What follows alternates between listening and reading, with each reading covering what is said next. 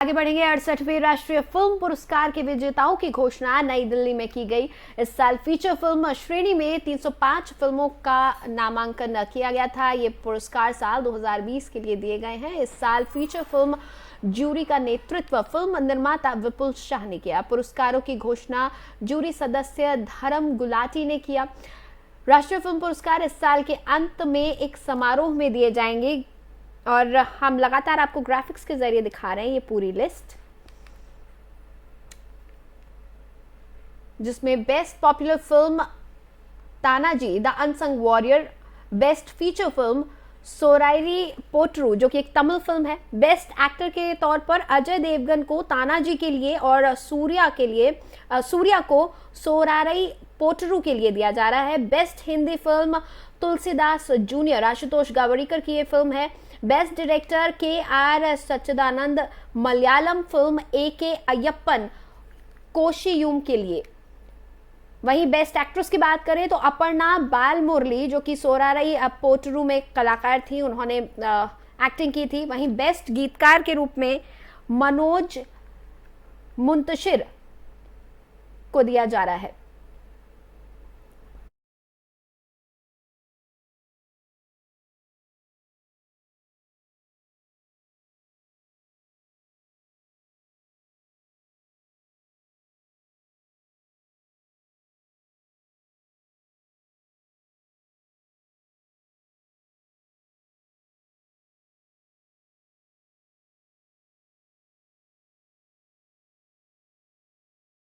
और चलिए अब बात कर लेते हैं शिवसेना की और ईडी की कार्रवाई की। ईडी की कार्रवाई को लेकर शिवसेना सांसद संजय राउत ने बयान दिया है। उन्होंने कहा कि सरकार से सवाल पूछने वालों को ईडी के जरिए डराने की कोशिश की जाती है।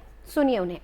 क्योंकि सबको मालूम है इस देश में केंद्रीय जांच एजेंसी किसके दबाव में काम कर रही है। यह अब कोई छुपी हुई बात नहीं है, छुपा हुआ राज नहीं है। हम सब अपोजिशन के लोग चाहे किसी भी पार्टी के हो, जो देश हित में सवाल पूछते हैं या सड़क पर आते हैं, सबको सबकी आवाज़ दबाने के लिए इस प्रकार की यंत्रणा का काम हो रहा है। सोनिया गांधी, चाहे राहुल गांधी, चाहे संजय राउत, कोई भी हो तो सवाल पूछेगा, उसको बुलाया जाएगा, टेरराइज किया जाएगा, जेल में भेजा जाएगा।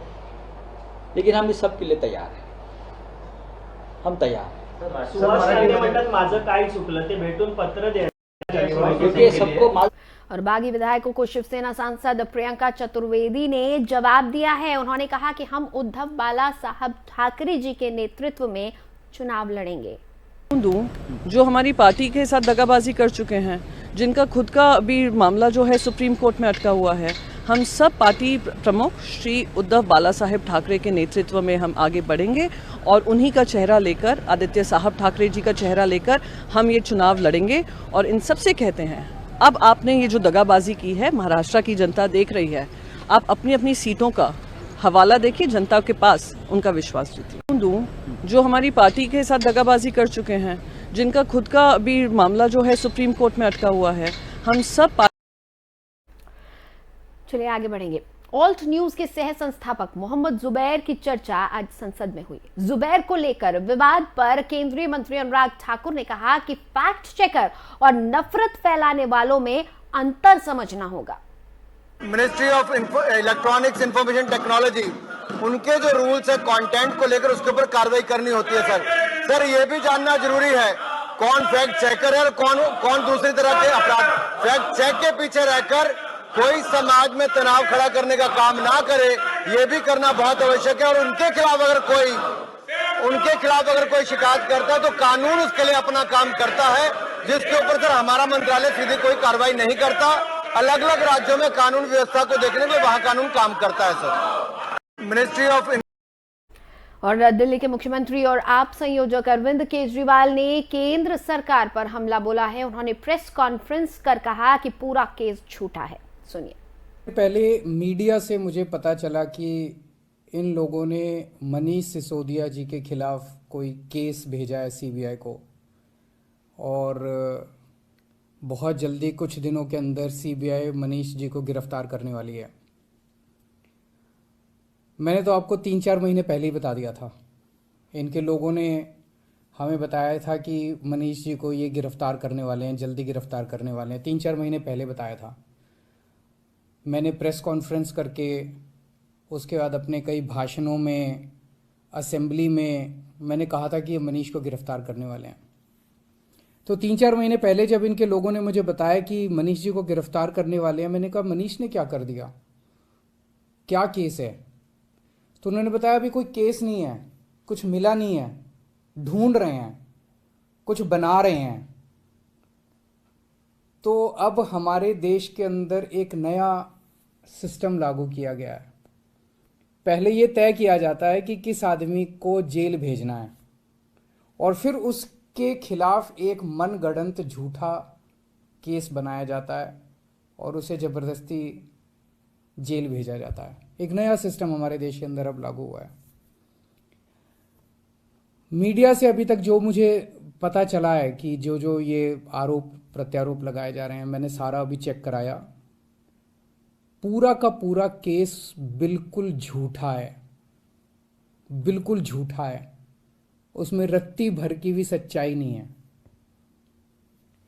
मैं मनीष सिसोदिया को 22 साल से जानता हूं। सन 2000 में पहली बार मिला था मनीष जी से।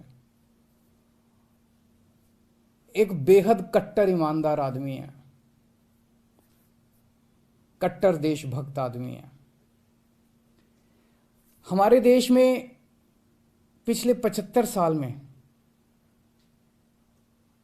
सरकारी स्कूलों का बेड़ा गर्क कर दिया था इन सारी सरकारों ने मिलकर, इन सारी पार्टियों ने मिलकर। पहले और एक्साइज ड्यूटी को लेकर आप सांसद राघव चड्ढा ने केंद्र सरकार पर निशाना साधा है। उन्होंने कहा कि 6 सालों में 16 लाख से ज्यादा एक्साइज ड्यूटी वसूली गई।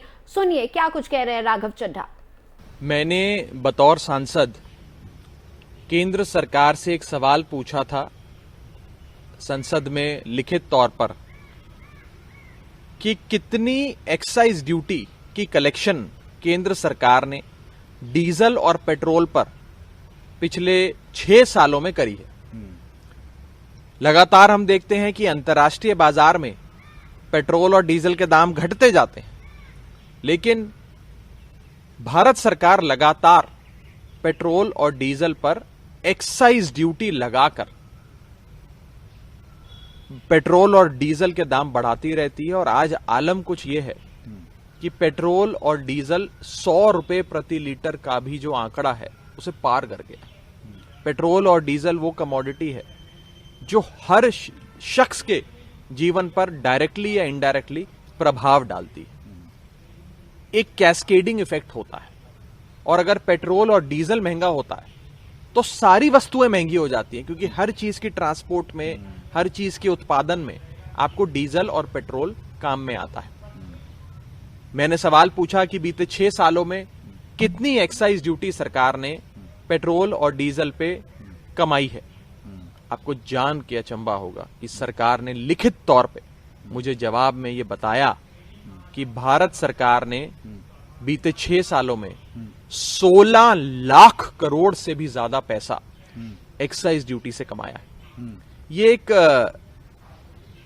अचंभित करने वाला आंकड़ा है, 16 लाख करोड़। आप हिंदुस्तान के कई स्टेट्स की भी अगर आप बजट्स को इकट्ठा कर लें, दर्जनों स्टेट्स के बजट्स को इकट्ठा कर रहे हैं तो शायद 16 लाख करोड़ का आंकड़ा पार नहीं होगा। इतना सिर्फ एक एक्साइज ड्यूटी से केंद्र सरकार ने पेट्रोल डीजल पे लगाई गई एक्साइज ड्यूटी से कमा लिया है। अब इसको अगर दिन दहाड़े चोरी ना बोले, आम आदमी की जेब पे डाका ना बोले, लोगों को लूटना ना बोले तो क्या बोले। और सवाल क्या खड़ा होता है हमारे सामने? सवाल यह खड़ा होता है कि 16 लाख करोड़ रुपए इकट्ठा करके अमीर से लेकर गरीब तक हर शख्स से पेट्रोल डीजल पे इतनी ड्यूटी लेकर ये 16 लाख करोड़ जो भारत सरकार ने इकट्ठा कर लिया, इसका किया क्या? ये गया क्या?